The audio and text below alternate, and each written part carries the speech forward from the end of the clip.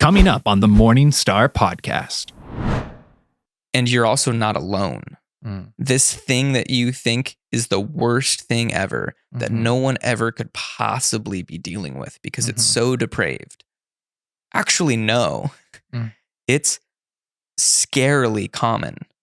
There are so many people who have struggled with or experienced the same things you have that are there for you to talk with, rely on, hear from. And in that time when I was shut off, what I really needed was someone to come along and invest in me. Welcome to the Morning Star podcast, where we engage in meaningful conversations that display God's handiwork and encourage you to live a Jesus-first life. This episode is all about getting to know one of our amazing ministry leaders. So listen in to learn more about your church family. Hello, everyone, and welcome to the Morning Star podcast. I'm your host, Jacob Mayhew, and I have with me here today Daniel James Thornhill Bennett the First. Did I get that right? Yes. Excellent, excellent. Daniel, you are our new middle school pastor, middle school director. Middle school director, that awesome. is correct. Okay. Tell me a little bit about yourself real quick. Well, I'm moving to Oregon. That was a fun new development. I'm originally from Washington and came down here to get my master's degree in it's a MDiv in biblical languages from Corbin. And I just finished that degree up here and excited to move into this position and get to know the students. And I've loved getting to know all the volunteers and the staff. And it's been a really wonderful church community to start to get a part of. But yeah, originally from Washington. Have a fiance. We'll be getting married here in, I think it's, as of right now, 50 days. Oh, okay. Congrats. So that's, not that we're counting or anything. So that'll be coming up here pretty soon. And yeah, just really excited to pour into my new church community, my new family. That's awesome. We're really excited to have you. We've been praying for a long time for, it's been almost a year, I think. Yeah. So I'm very excited to have you aboard, Daniel. And I've had a few conversations with you over all this, and I'm already very excited to hear from you. I know Matt Adams, who does a lot of our production stuff, thinks very highly of you, and I know Matt pretty well. And so I'm just really excited to get to know you and get to hear your story a little bit.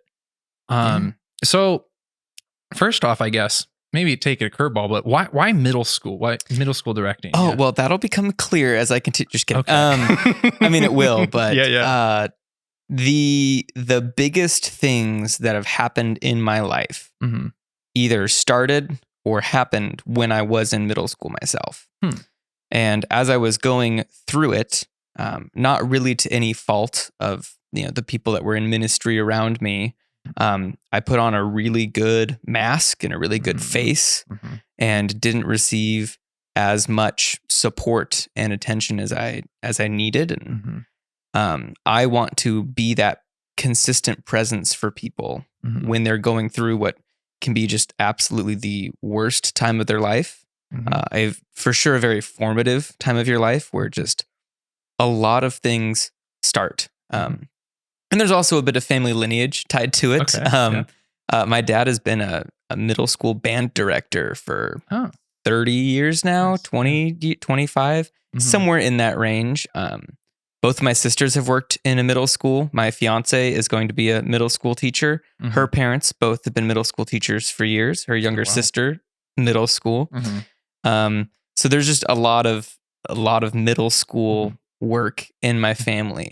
And the saying that my dad imparted on us when we asked him why middle school, he said, they're still not so set in their ways that there's a chance that you can, a higher chance that you can affect change. Yeah.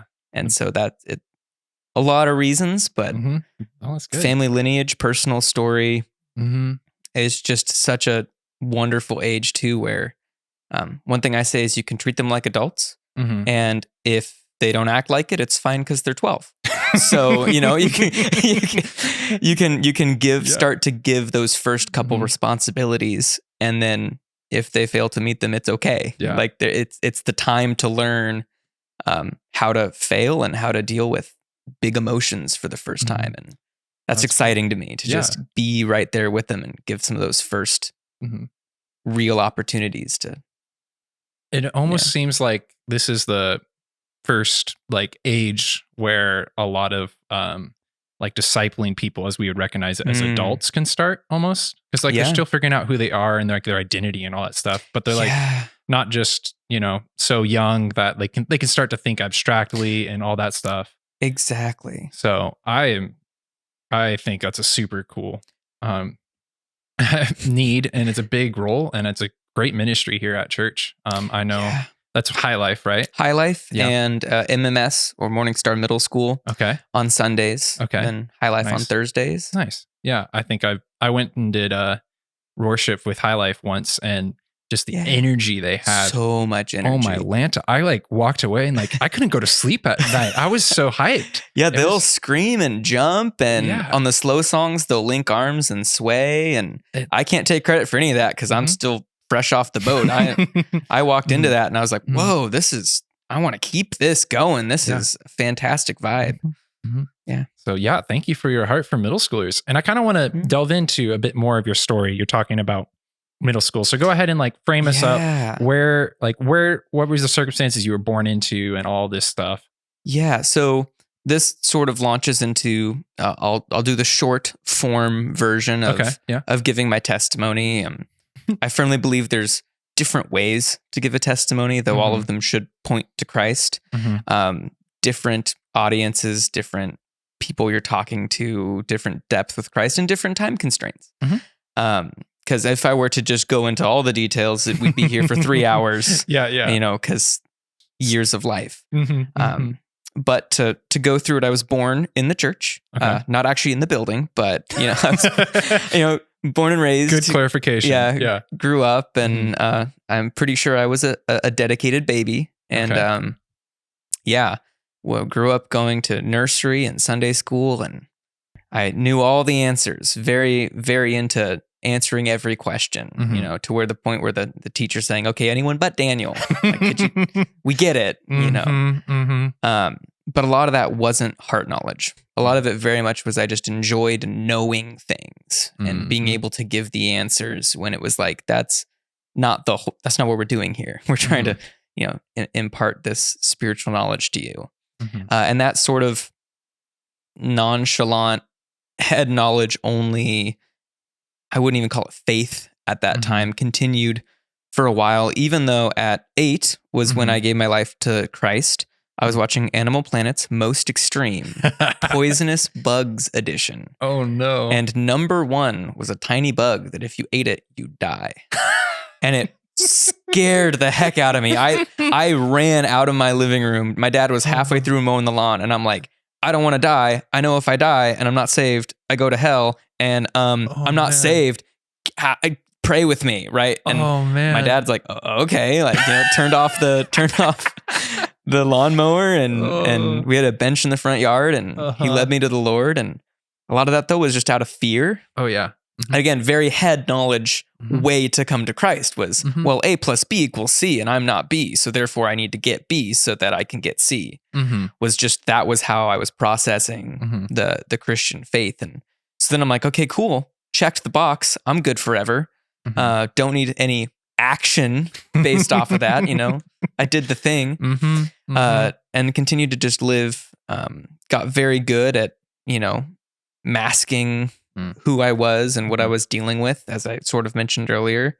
And a lot of that really came to a head when I was either 12 or 13. So middle school, right at the beginning of middle school. Yep. There was a day where our dog knocked my mom over, broke one of her ribs. Ooh. And it was a legitimate godsend that had happened. She'd actually wanted that dog breed since she was a little girl. That was her first Bernese Mountain Dog. Oh. And he broke her rib. So they took her to the hospital, and on the x-rays, they found that she had cancer. It was stage 4 uterine cancer, which is the one they use in movies for you have a week to live. Because normally it's known as the silent killer. It's the one where you don't know until it's too late. And the reason I say that was a godsend was because we got a whole year with her before she passed away. And it would not have been that without a dumb dog who was supposed to be a smart dog, barreling her over. And another way that I can just see God was right there, our grandparents from Montana were in town, her parents. So right then and there for that full year of the process, grandparents were there to be able to take care of us as dad and mom went to chemo and radiation and did our best. There was even a point in time where she went into remission, but then it came back stronger, like a month later. So that whole process, a lot of it's a blur, but that was really where I shut myself off from God, from people, from my family even. I sought any kind of escapism, comfort I could find. And through that year and into the next 2 years even afterwards, was really when I fell deep into a pornography addiction. I fell into a deep depression, and I even had moments of suicidal ideation through that whole process. And it took me 2 years to actually start to process how I was feeling and to actually cry. And it wasn't even from myself. We were on a mission trip, very similar to the spring break mission trip that we do here at Morning Star. And on one of the nights, I was on the worship team singing, and I don't even know what the songs were. Don't know what the pastor was saying, but I was just up there and I saw people started to cry and people started to, have these spiritual experiences and raise their hand and stuff. And I'm up there singing like, oh, emotions. Look at these people. I'm just going to keep singing up here. Look at all this, whatever. That's just where I was. That's where I was for 3 solid years of my life, was just very inward focused. Emotions are stupid. And it wasn't till during one of those songs, my older sister was on the trip with me and she was in tears, bawling. And she ran across the room and gave me the biggest hug and just sobbed into my chest. And that was the moment that I realized, oh crap, I'm not alone. Like, I'm not the only person who's gone through this, which is what I had been telling myself for years, was I'm the only one who could know what I'm feeling. I'm the only one who could possibly know what it's like to lose their mother when I have 2 sisters. Because I was just that inward focused. I was that focused on trying to not feel pain that I didn't recognize it in anyone else. And so that was when I first, like, the cracks in my armor first started to form, when I first started to realize, man, I'm not alone in this. There's something more. And then later that year at a winter camp, similar to our winter weekend, crazy how God works.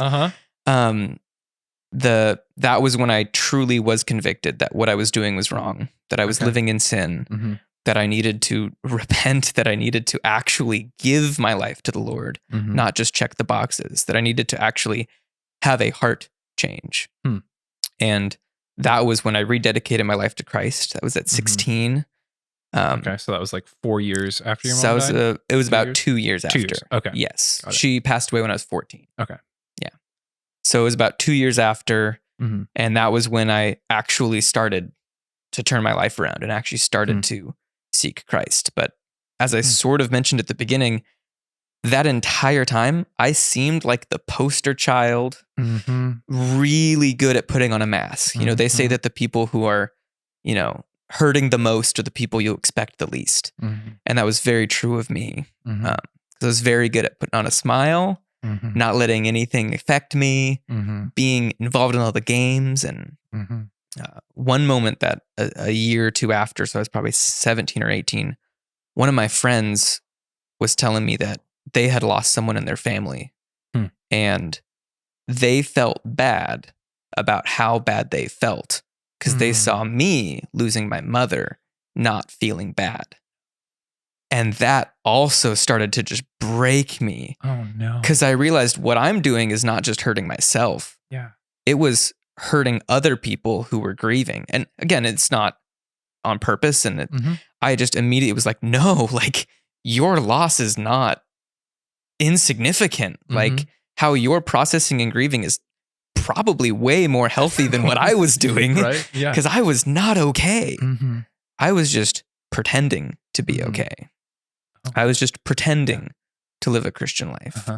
So that's really what brought me into pursuing being in ministry.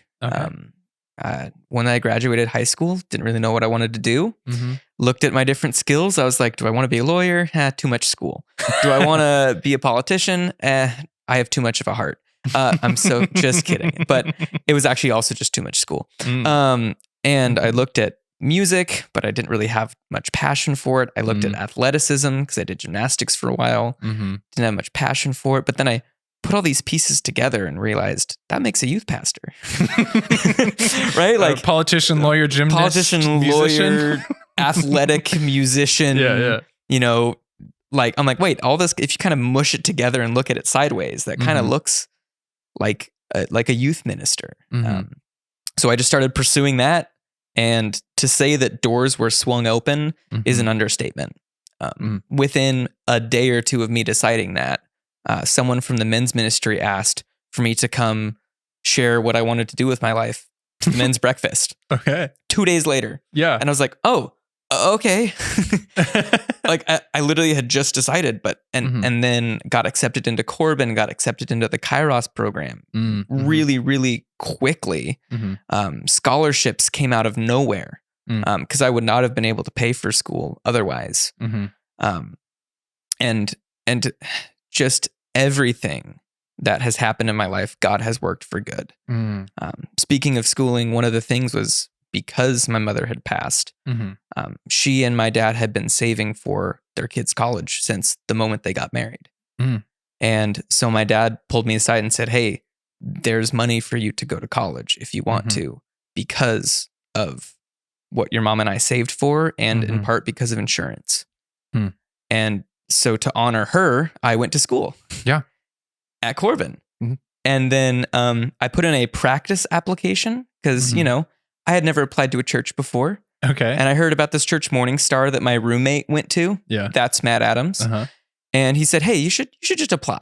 And I'm like, okay, cool, whatever. And then a professor was like, no, you should apply. I'm like, okay, cool, whatever. So I put in my application, checked with the fiance because we wanted to go to Washington. And she said, yeah, you know, you should do it. It'd be good practice. You know, you never know. And then it was like 3-4 months later, we're here. And I'm just baffled because so much has just fallen into place because of where I've come from and because of what God has done, that there's no way I'd be sitting here without losing my mother. There's no way I'd be sitting here without God sending people into my life at various moments, for my roommate, Matt, for the people at Corbin, for the people in that men's ministry, for several different accountability groups that I was in to help me learn that what I was doing with pornography was trying to self-diagnose and self-treat internal pain, when the way that you treat that is by giving it to God. That's where he says he's our comforter. When what was happening in my brain was I'm seeking comfort and I know the quick fix, which was not healthy. What I needed was to give that over to the Lord for my comfort.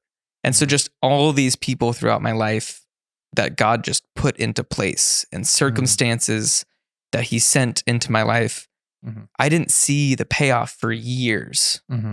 But after years, I'm able to look back and go, oh my goodness, it would be silly of me to deny that was God's hand working. So that's the short-ish version. No, that's cool. Of what brought me here. And in the midst of all that, there was school, sports, friends, girlfriend turned fiance, all of that has just happened all at once, all the time. And it's for sure God sent. I think that's a really powerful story. Thank you for sharing. I find a lot to relate to in that. One thing I'm kind of curious about is you're coming in, you had your period of like emotional, I don't know, repression, denial, whatever you want to call it. And then your sister hugs you and you kind of awaken. That maybe would be a word to say. How do you like, what sort of changed in your mental and your mindset and your like way of thinking about God and like in that transition, in that time? In that particular time, on that particular trip, nothing really changed. What it was is it was a crack in this facade and this wall I had been building. And once that crack was there at that winter camp, that was there was room in my heart that God could get into, that he could speak to me. What really brought me to him at that winter camp, because again, I don't know what the speaker was saying or what song was playing. Classic. But what really mattered was that there was true conviction in my heart that I even if it was there before, I refused to feel it. I refused to notice that I could be doing anything wrong. And so what really changed was that first break of, wait, I'm not alone in this. And I think that then tied into later, I'm not alone in my sin. One of the verses, 1 Corinthians, it's the one that I didn't write down beforehand. It's 1 Corinthians 10:13, or 10:12 and 13, where it states that when you are standing strong, look out, for that's when you might fall.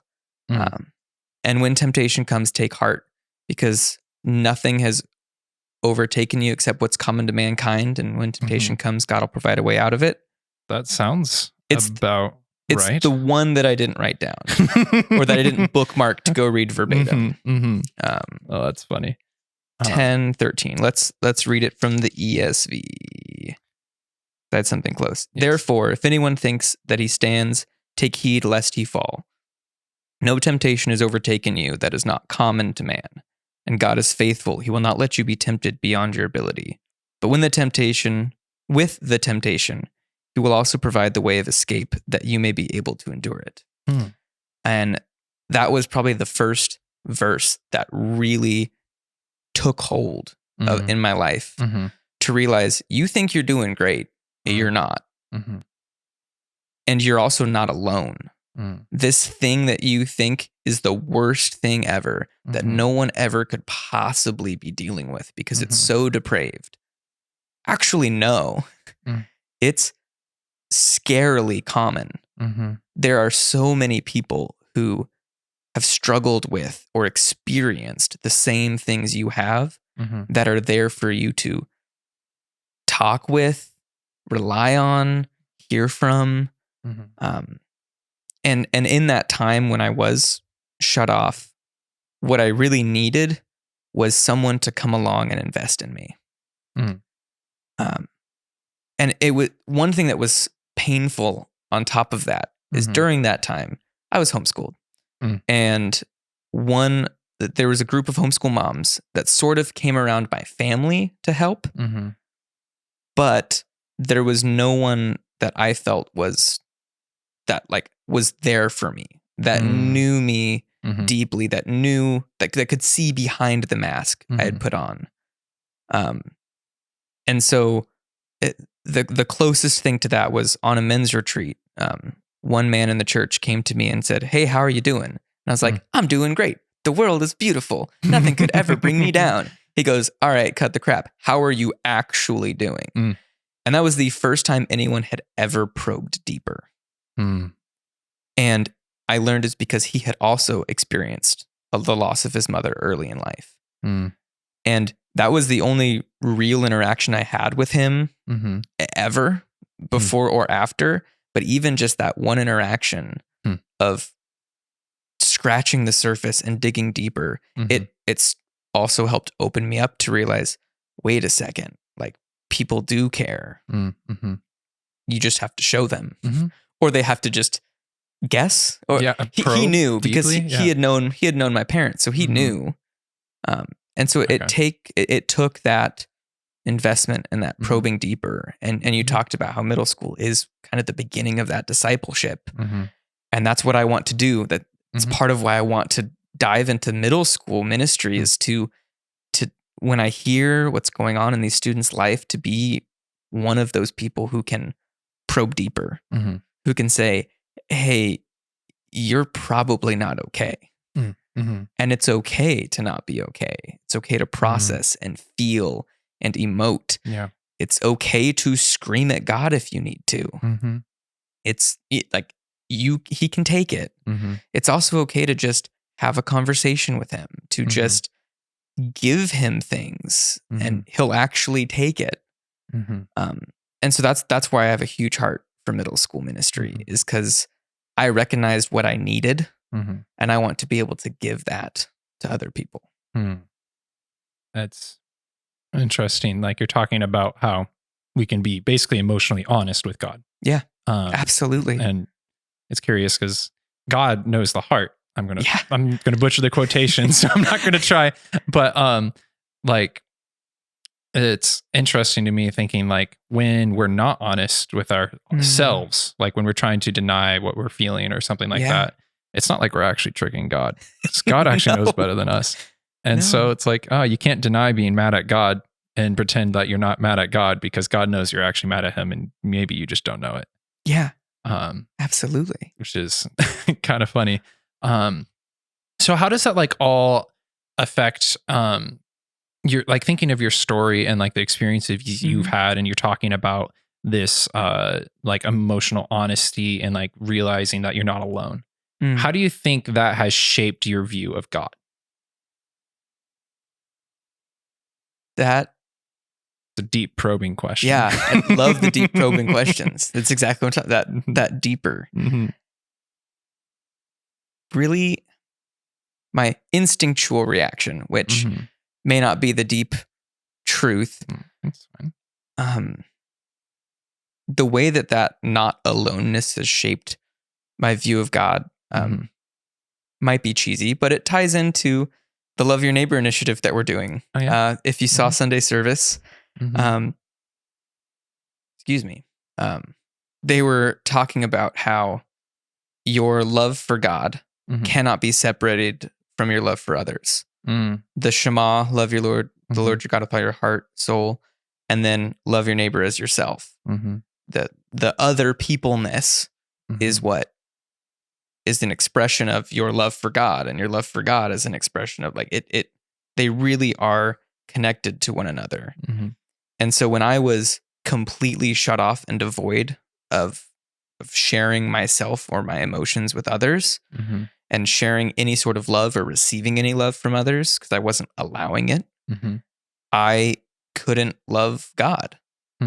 I didn't have any practice, as it were, being loving.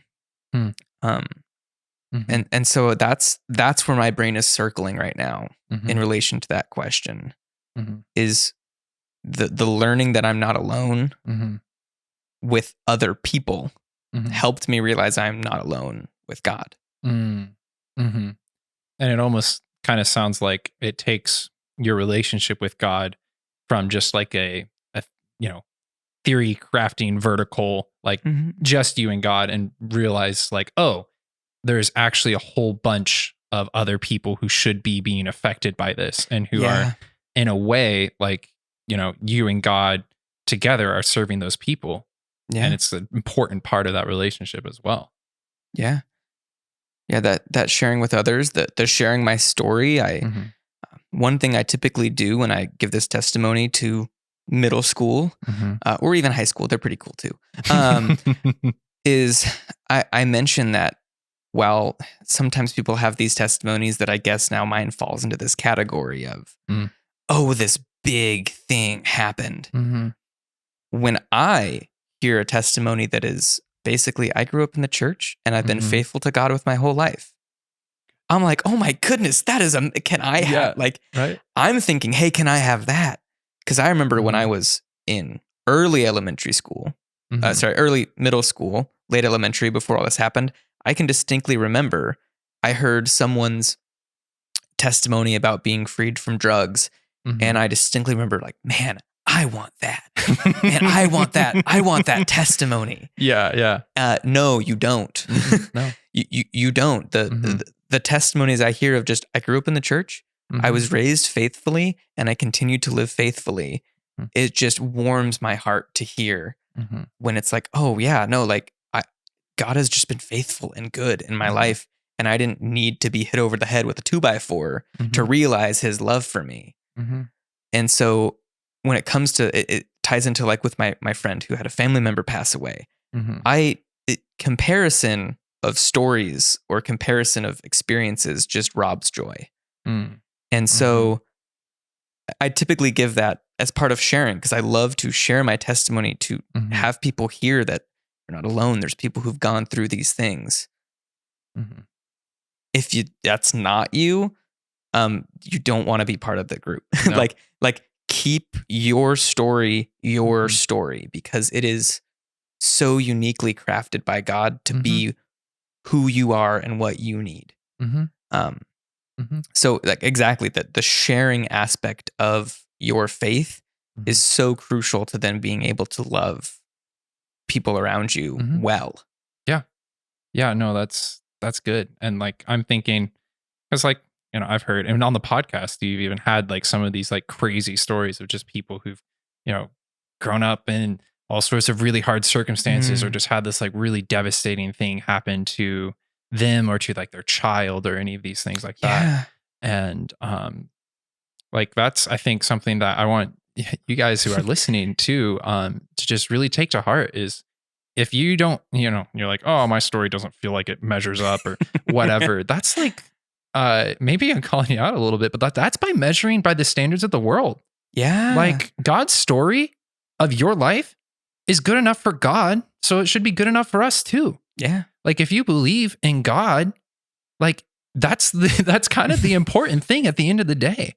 And like maybe, you know, people had different circumstances and we love to bring those stories out because they just show God working in a way that's so obvious and easy for us to understand. Yeah, it's easy to point at. Yeah, because you have those big moments where it's like, oh, you finally break down on stage or something like that. But like we don't, the sum of all the little moments of just continual faithfulness over a life, that's also just a beautiful testimony of God and of the Spirit working in your life. Yeah. And in many ways, it's a more powerful story. Because that continual walk of faithfulness without a crisis moment, at least, and obviously there's crisis in every life. Yeah. But those big, for lack of better terms, flashy crises, without that crisis moment, just continuing that faith just off of faith, to me, that's much more powerful of a testimony of how faithful God is than, well, I had to rebel for a while. Yeah. It's like, well, no, you don't have to. Like he just is that good and that faithful that even without a traumatic event happening that destroyed your life for a couple years, you can have that faithful walk with him. Sometimes it can be even stronger. Yeah. I'm thinking of just like people in the Bible and their testimonies. Like Jesus didn't have a rebel period, but I'm sure his testimony's pretty good. Probably. Like, or like even David, like David goes and takes on Goliath before he has anything really seriously big happen to him. Yeah. And his whole thing is that story. Anytime David and Goliath comes up, I love it because his story there isn't even him having this crazy big moment. He's just like, is no one going to stand up for God's honor? Guess I will. Like it's, and then in that story, I always like to envision myself like, I'm not David. I'm not Goliath. I might not even be an Israelite. I'm not Jewish. So I'm probably a Philistine who's on the outside. And it takes maybe where are you in that story actually? Because that's interesting. 99 out of 100 of us are not David. Yeah. We're probably one of those shaking Israelite shoulders who just, I'm afraid of Goliath. Yeah. Or we're a Philistine who is still in rebellion. And sometimes those testimonies are like, well, what's the testimony of David's brothers? Yeah. right? I was the older brother and my younger brother became king and I feel awkward about it. But if they're still following the Lord, that's so good. That doesn't change it. I also think of some of the people in the Bible who have just these small, tiny testimonies where you have he's pretty famous because of the Apocrypha book, but Enoch, his biblical content is, and then Enoch walked with the Lord until he was no more. What does that mean? Yeah. Cool. That's all we know about him. Yeah. There's some of the in the book of Judges, there's a guy who all we know about him is he killed 1,000 dudes with a donkey's jawbone. And that's all we're told about him. It's just this tiny little bit of his life. And it's cemented forever. And some of those stories, it's good enough for God. Yeah. Just, hey, this was the dude's name. He ruled from this time to this time. That's all you get. And that's enough of a story to be cemented in God's word. And so really, it doesn't have to be those big characters.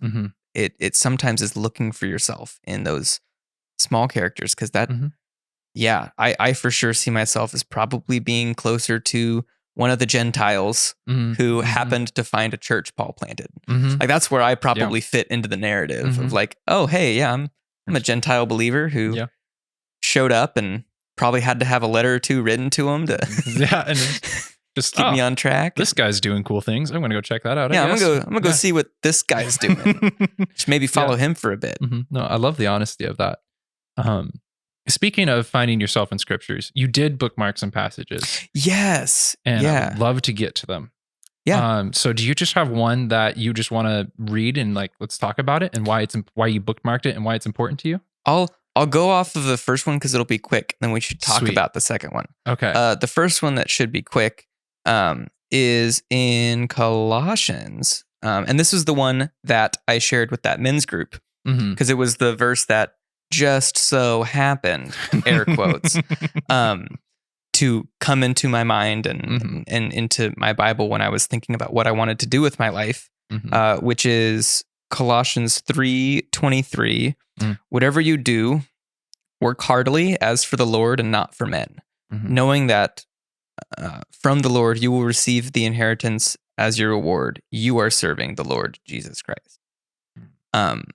That was the verse that when I was looking for my career path showed up. And it gave me a very firm belief that whatever you do for work, whatever you do for work, do it for God. Whatever you do in life, do it for God. And for me, because of the giftings and the trainings I had, like I said, mashed together the politics, lawyer, music stuff. And if you cram that all together, I looked at I love games, love, throwing a ball at other students. Those things really matched well with youth ministry. But that call on your life to do ministry is universal to every Christian. But what that ministry looks like is wholly unique to the individual. One of the things we went over actually in my intro to ministry course was if you feel called to ministry, yes, because you're a Christian. If you think you should do full-time ministry because of that, probably not. Look more at your giftings, your capacity, your stage of life, look at what God has gifted you uniquely to do and make your decisions based off that.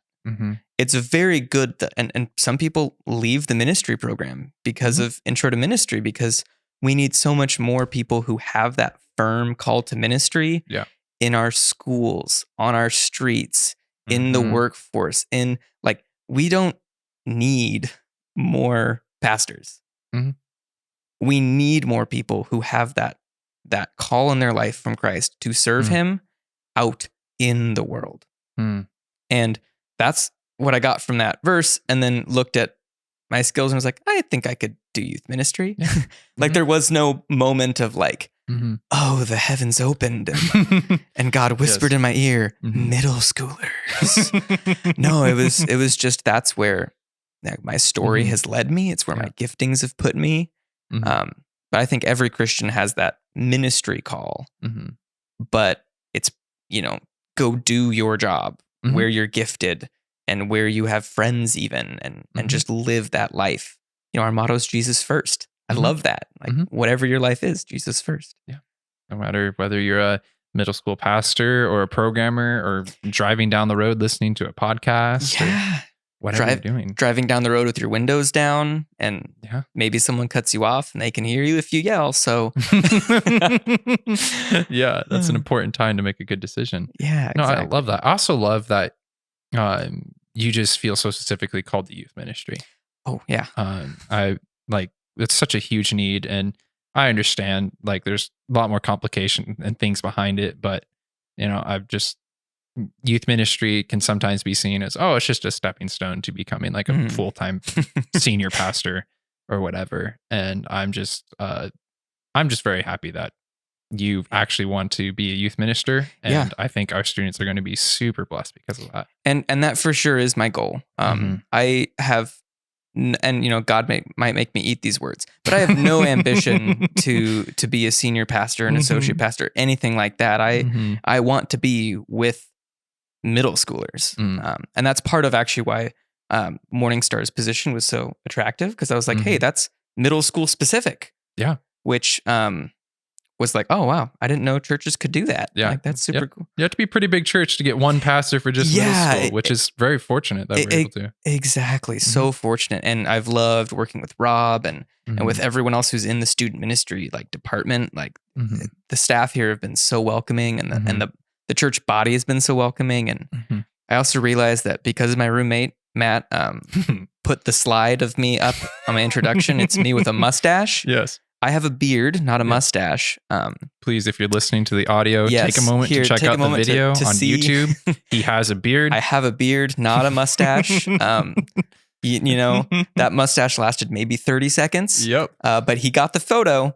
He has the dirt. And that's the only photo that's been shown to the congregation.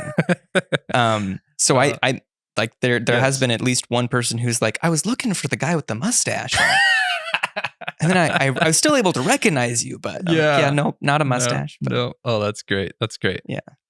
Real quick before I forget, I want to take a plug. I believe this episode is going to be coming out middle-ish June. Oh, cool. And we have camp coming up for Great Camp. What are the dates of Great Camp? I don't know. Okay, so it's June. I can pull up my calendar. Yes, so it's on there. I live through my calendar. I breathe my calendar. That's a little difficult. I don't, get close to your phone, but we're always looking for volunteers for Great Camp to help in whatever capacity, whether that's helping even just with cooking or setting things up or anything like that. So please, if you're like, I want to get, or if you just want to get involved in helping middle school in general, like Morning Star Middle School and High Life could use people helping in all sorts of different ways all throughout the year. And so if you're listening, you're like, oh man, I too love middle schoolers and just feel passionate about helping that group. Or you're just like, I think it'd be fun to try. Yeah, I could flip a pancake and serve a pizza. Yeah. Sometimes you just need those one-off help moments of, hey, we're serving pizza. Can someone stand behind the table? Yeah. So check out our website. Check out the episode description. We'll have links in there to wherever you can go to get more information about that. And I have the dates. There it is. Great Camp is from the 24th of June to the 29th. It might be a little tight from when this podcast comes out, because I think it's coming out on the 21st, but last minute. So it may be, registration may have passed by then, but hey, camp's great. So. Camp's great. Yeah. Do it next year. And if not, hey, pray for us, because we'll be taking the students up there and fun games, but we also want to stay away from injuries. Yeah. And it might be scorching hot. Yeah. And we want to, pray for the speaker who's coming, that God will speak through him, and pray for the hearts of them. Like I have a heart for these types of things, because as you have heard, my story my pivotal moments came at times like this, where I was having fun and on a mission trip or on a winter weekend or at a camp. And it was those moments that God used to get into my heart and start that process. So please be praying for our students as they try to pursue God and as we try to help lead them. Yeah, that's great. At camp, we'll have both middle schooler and high schoolers. Yes. And also whole core volunteers. But So we've built it up. Yes, we've suspense. built it up. We procrastinated. Suspense. You've waited this long. Now, finally, the second passage. Yes, which I mean, okay, it's sarcasm coming in. This passage is so rare, to hear. Yeah.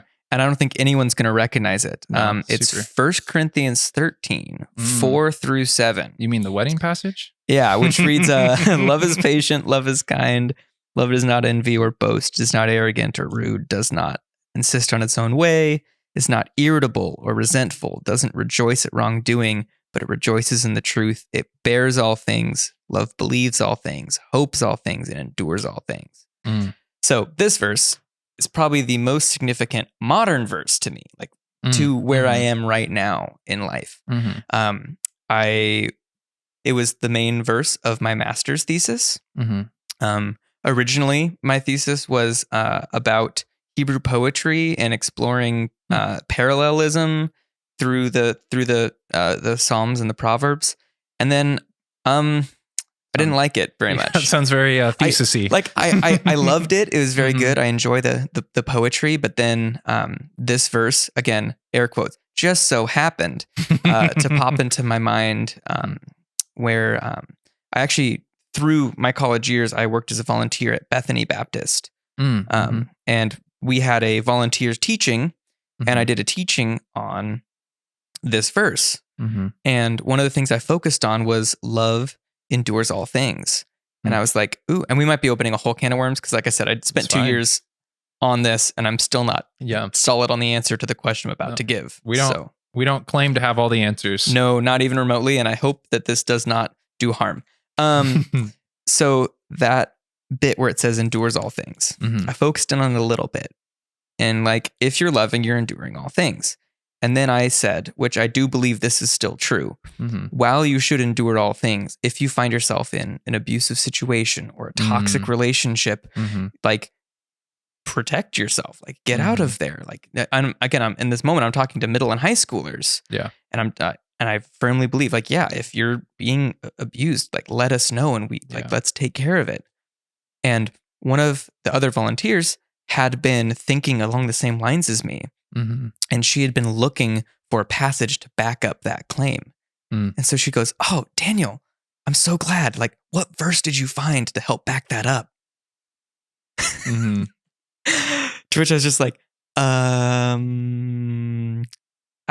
didn't. And a lot of my style comes from read the verse, say the thing, read the verse, say the thing. Yeah. And I just said the thing. She goes, "Oh, what's the verse?" And I'm like, "Oh, I don't know." And so that's what I started diving into.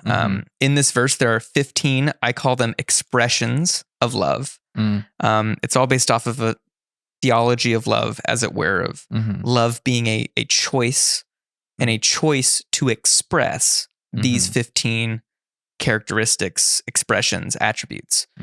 So to say, "Jacob, I love you," for me isn't to just say like, "Oh, I have feelings for you," or "I have an admiration or respect for you." For me, that is to say, "I will be patient to you. I will be kind towards you. I will not envy you." To go down the list a bit, "I will not keep a record of your wrongs," which that's a big one. "I will bear up with you, and I will endure with you. I will hope for you. I won't rejoice when bad things happen to you, but I will rejoice when you live rightly." Like there's 15 of them, or 14 if you combine two. But those 15 expressions, my question was, is there ever a time, biblically supported, that you can cease certain expressions of love? Like, is there ever a time where you should keep a record? Or is there ever a time when maybe, I mean, it's kind of harder with like, should you be boastful? No. Yeah. But like, especially those last couple, hopes all things, bears all things, endures all things. Yeah. I even, my degrees in biblical languages, I dove into those words, and that's basically what they mean, is endure all things and bear all things. Yeah. There wasn't any epiphany moment of, oh, it actually means. It's like, no, that's what it's saying. And so in those situations, my question is, biblically, is there a way that we can say, oh, actually, I don't need to endure with you anymore. It kind of ties into like, oh, I don't need to forgive you anymore because I already forgiven you 490 times. And as you know, 70 times 7. So, and so that's been something I've been working through a lot. And my preliminary conclusion after 2 years is, so anyway, we're not loving enough. Like I said, it's been a very elusive answer. A lot of really good feedback I've gotten from people, and talking to different pastors and talking to different professors, bringing it to several different classes to discuss. And a lot of it really comes down to it's really good practical wisdom. Yeah. And we are allowed to use practical wisdom of if I am being killed, well, then I cannot continue to love. So I should keep myself from dying, which little hard pushback. Jesus loved us so much he died. Yeah. Right. Or, hey, if someone's taking advantage of me and taking all of my money, I shouldn't be bankrupt because then I can't be charitable anymore. Well, maybe we should love to destitution. Where is that line is so hard of a question to ask. Yeah. And I think it's different for different situations. And I think it comes down to using our wisdom. But my conclusion is that maybe we aren't loving enough. Because when I just do a quick read through, and my best example is my siblings, right? Am I being kind to my sister? Am I keeping a record of her wrongdoings? Am I actually enduring with this person? Or am I, the way I put it, am I just a little uncomfortable? And so I'm going to put up a boundary and say, well, I'm uncomfortable because this person is, asking too much of me. So I'm going to put up this boundary and I'm not going to love them anymore. And it's like, well, I think your boundaries are there to keep you safe, not to keep you comfortable.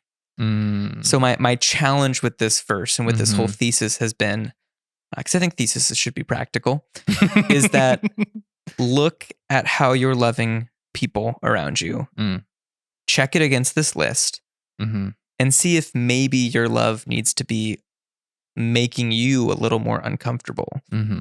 Maybe, cause none of this is hard. Sorry, none of this is, none of this is easy. There we go. It's very, that's the one. Daniel the Saint. None of this is, this is incredibly hard. To pull off. And I think it's only possible if you're filled with the Holy Spirit, which that's a wonderful caveat to throw in at the end of the conversation. Cause everyone goes, dang it. Cause can I endure a situation on my own of my own power? Probably not. No. The world, I probably should cut that person out of my life. Sure. But if I'm being Spirit empowered and I'm intentionally praying and seeking God in that situation of, Lord, I need you to give me the strength to endure alongside this person. If at that point it's still like really, really, really bad and there's no sign of then maybe yes, okay, break that off. But I think if you're trying to do this of your own power, you should protect yourself. Absolutely. Make sure you're comfortable. It's what the world does. But if you can do it Spirit powered, if you can keep no records of wrongs with the strength, Lord, please help me not hold this against that person. Help, because if I just try, I'm just not going to hold a grudge. It's still going to sit in the back of my mind. Right? If I'm going to say, I'm going to be kind to them, those words are the less kind words are still going to be in my mind. But if I say, Lord, help me be kind in this situation. Lord, help me hope for this person. Help me rejoice with them. Help me not rejoice at the evil. So that's really where I come to, where at the end of the discussion groups, I always like to throw in by the way, you can't do this on your own. If you're trying to get this idea of oh man, I have to go do all this and I'm going to go give all of my money to the point where I have none. Well, cool. If God leads you to do that, if through prayer and the Spirit's leading, that's what you're called to do, I firmly believe He will take care of you and allow you to do it. Yeah. But if you try to do it just on your own because you think it'll make you look good, or because, this guy on a podcast said to, that's not good. Daniel power isn't going to get you through it. It has to be Spirit powered love. to be able to accomplish, I think, even half of these expressions. Yeah. Sometimes even just one of them. Even just one of them, man. Yeah. It's like, it's one of those things like, oh, I got a lot of sleep last night. Life's going great. Yeah, I can be patient today. Yeah. But there's no way. And it's like low sleep and all, like, low sleep, work's terrible. There's no way I can, without the Spirit. Without stopping and doing a Jesus help prayer. Yeah. Right. Where you just stop like, Jesus, I need your help. Like, just please. It's so bad. Like, normally I'm fine with this coworker. We're not into the same things. They won't stop telling me about their hobbies that I don't care about. Their voice is just the wrong pitch. It's just, normally it'd be fine, but I didn't eat any breakfast today. So I'm about to go off on them. But I literally invited them to church last week. So, right. Like, and so it's one of those things where it's like, you really do have to live a life that is Jesus first, that has Spirit powered action and love. Otherwise, it's your actions towards others. Like, it's not going to work. Yeah. The love's not going to work. Amen. So that verse has been fundamental. And, it may be because I'm getting married and it is the verse, but it happened before I was engaged. It happened before. Okay? And it's applicable to every aspect of your life. Absolutely. Right? So. Yeah. It also will be the basis of my vows. But, but it is. It has seeped into so much of my life as I've been just pondering it and mulling it over and bringing it up to discussion groups. And every new person I bring it to, like, they say something at some point that makes me go like, oh, I gotta write that down. Like, I gotta, that was really good. And it's just so cool to see what God does, even with just one verse, which, give it a year or two, you'll probably still hear me talk about this verse and you'll probably be tired of it, but it's an ageless verse. Hey, no matter if you're, 2 or 200, you're going to love people and patient, bear all things, endure all things, hope all things. Like, absolutely. That list does not grow old. It doesn't. It's why you can confidently cross stitch it into a pillow, put it on your couch, and it will be timeless. There and every you go. time you see it, it's like, yeah, that's true. Yep. Still need to work on that. It's still something I gotta work through. Well, thank you so much, Daniel, for sharing your story, how God has worked in your life, sharing your wisdom, your work in school, and for being a part of our family here. I'm so glad to be here. I'm very glad to have you. Real quick, before we wrap up, do you just want to let people know kind of where to find you? So, like, what ministries you're involved in, which we kind of already gave away, what services you tend to find yourself at. Yeah, I'm typically at the 9 a.m. service. Early riser. Yeah, because at the 11 o'clock service, that is when we have the Morningstar Middle School group that meets over in the other auditorium, and that's typically more Bible study focused, and so I'll be over there. And on Thursdays is when we have our High Life. I'll be there, and those are really the only ministries I'm pouring into right now at the moment. I really do want to keep a tight focus on keeping that middle school ministry really where I'm grounded and focused and rooted. So no, that's good. Other than that, I'll probably be around. I was going to go to this last men's breakfast, but I was in Washington visiting the fiance. So that's kind of important. Yeah. And, we'll be in Puerto Vallarta, Mexico at some point. For your honeymoon. For honeymoon. So if you're randomly there in like a month and a half, maybe, if you find, or don't, or if you're listening from Puerto Vallarta to Mexico, then yes, do come say hi. That would be cool. I don't. Yeah, that I'd be surprised. That's been a wonderful gift that was given to us. Oh, good. As a trip that will just be fantastic. Yeah, I would treasure it. But yeah, mainly I'll be around the middle school things. 9 a.m. service. Okay. I'll be at Great Camp for those of you. We'll be there as well. And I'm at the office quite a lot. There you go. Yeah, it's kind of like a job. It is kind of like it is still baffling to me that like I was actually just talking with a friend about this. It's just like, I'm gonna give a week of my life to my work, quote unquote, to go to camp. But even if this wasn't my job, I would absolutely be there. Yeah, like for sure. It doesn't feel like work half the time, and I'm so blessed by that. And I think that really is just God's gifting. Because middle school is not for everyone. Different people find different ages really well. I worked once with 3 and 4 year olds, and it was not my vibe. Yeah, I did not enjoy. I did it with a happy heart, but was very happy to be transferred up to 3rd and 4th graders, which even then was like, it's okay. But middle school really is where I think God has wired my brain to be. So that's good. That's where you'll find me. Yeah, and he's very kind to give you just such a clear mission too. So awesome. Very blessed by that. Thank you so much for listening, family. I hope that you were touched by Daniel's story and by how God has moved in his life. And again, if you feel like volunteering or anything with the middle school ministries that we have here, we'll post something into the show notes so that you can follow the link, send an email or something, and get connected. Yeah. Or even feel free to send me a text. My number's up on the website. Okay. Yeah. Love getting texts or calls, and there you go. Love to set up a meet and have lunch with you. That'd be great. Yeah.